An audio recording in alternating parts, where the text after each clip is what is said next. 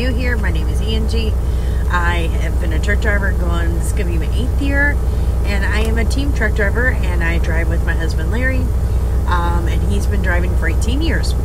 So today I thought that I had asked the other day on a video, what are some questions that you guys have for us that maybe I could answer. So out of those questions, I compiled a list of 9 of the questions we seem to get asked the absolute most, and so I figured that I would put them in a video for you. So the first question is, what did you do before you became a truck driver? So I am from the St. Louis area, and so before I became a truck driver, I was actually working for a furniture company called Weekends Only. It was in St. Louis, and I worked at the main headquarters. I was doing secretarial work, so I was working in the warranty department, and then I was also customer service. So in other words, you know, something went wrong with your delivery or something was wrong with your furniture, you called me and I tried to take care of it. So in other words, I dealt with a lot of angry people. And tell you what, maybe that was a good job because, you know, it caused me to have thicker skin, which I think is a good thing because you need that in the trucking industry. The second question I get asked all the time is, do you have any nicknames? Yes, I have several. So growing up, my grandpa called me Angel because my name's Angela. And he always said I was his angel. So as a child, everybody in my life called me Angel. And it wasn't until I was a teenager that, you know, you go through that phase, you're like, oh, that's not a cool name. So then I went back to just Angela. But growing up my whole life, my name was Angel. Everybody in my family called me Angel. And then, of course, when I became a teenager, that wasn't cool anymore, so it was Angela. Now with my husband, since day one, since I've met him, my name with him has been Baby, unless he wants something, and then he calls me Baby Doll. And then my latest nickname, and I'm not quite sure why, I'm sure it's the hair, is on TikTok, I've been called Trucker Barbie all the time.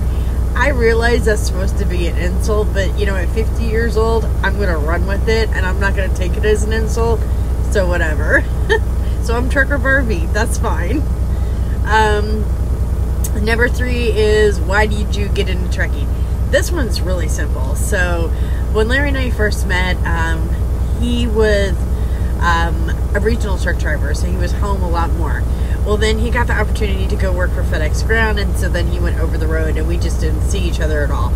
And so I was a trucker's girlfriend, and then I became a trucker's wife, and I just hated being away from him. So his boss at the time, his name was Steve, he's like, well, why doesn't she get her CDL and come out here and join you? And at first I thought it was crazy because I didn't like driving, so why the hell would I get my city license? And to be honest with you, I was intimidated and I was scared. I mean, at my age, I was like, I don't know that I want to become a truck driver. But I kind of weighed out the pros and cons, and when it came down to it, we hated being away from each other. We were lonely, we were miserable, our kids were grown, and I was like, you know, I hadn't really seen much of the country. I think at that point, really the only states I'd ever been in was Illinois, Missouri, and Florida. So I was like, yeah, okay, because I really want to get a chance to see the country. So that's how I became a truck driver. Next question I get asked all the time, what is the scariest moment you've ever had in trucking? Two things pop out at me, and I'm sure there's more, but these are the 2 that popped out. So one of the things they don't really prepare you for in CDL school is how powerful wind can be. So I know a lot of my trucker friends, when I get ready to tell you the story, you're going to be like, uh-huh. So I had never driven the I-80 before. The I-80 is notorious for high winds. Wyoming is like the one state that, you know, the chances of you as a truck driver or an RV driver making it through without being shut down is like, it's a miracle during some of the months. Because it gets so windy there that they will shut down the highway to what they call high and light profile vehicles, which is your RVs or your trucks, because the wind is so strong that it can flip your truck over. So I was not really educated on that, hadn't really understood that.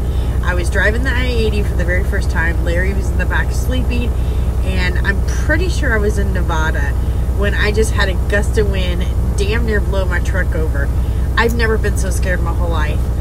It was everything in my upper body strength to keep that truck on the road. And I was so scared that I actually had to pull off on the shoulder and just kind of take a breather. I was like, what the hell was that? But hey, it taught me a very important lesson. It taught me how powerful wind can be. And then in my years of driving, I have seen many of trucks that have been flipped over. So now if it gets to that point where the wind gusts are just too bad, I'll just pull over. I'm never going to go through that again. It was scary. The second time was I was driving on the I-40, which I know a lot of my trucker friends are very familiar with. I was right outside of Flagstaff, getting ready to go into Flagstaff in California. And for those of you who are familiar, it's a pretty steep mountain that you've got to get up to get to Flagstaff.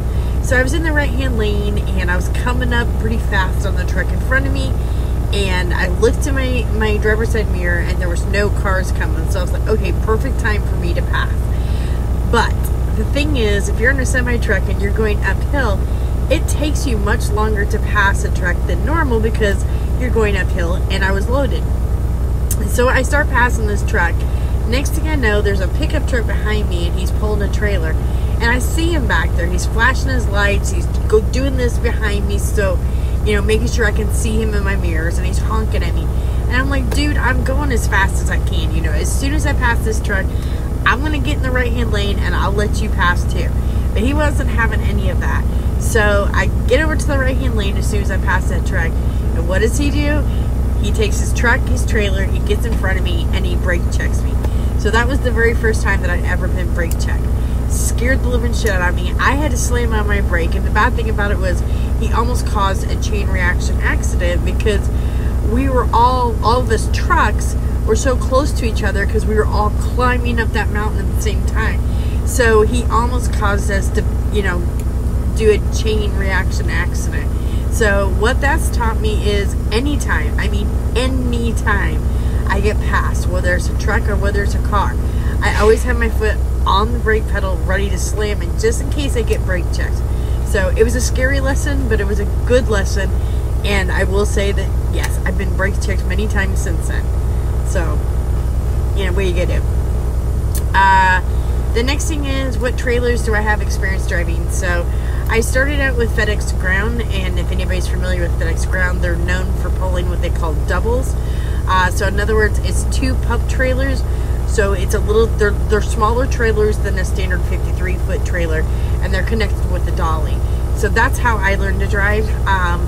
And, you know, it's got its pros and cons. The con is obviously the setup. Having to set those up is very frustrating. But I learned how to drive on doubles, and then I moved to a 53-foot dry van. I've also pulled reefer before, and we're getting ready to learn how to pull and do a Conestoga flatbed. So that's completely new to us, and we'll be doing that at some point this year. What endorsements do I currently have? So currently I have my doubles and triples license. I have my hazmat tanker endorsement combo, and also my Department of Defense clearance. And last but not least, what was the age that you got your CDL license, and how long was my training period? So I actually got my CDL license when I was 43 years old. It was right after my 43rd birthday. And my training period with FedEx, I believe, was 6 months long.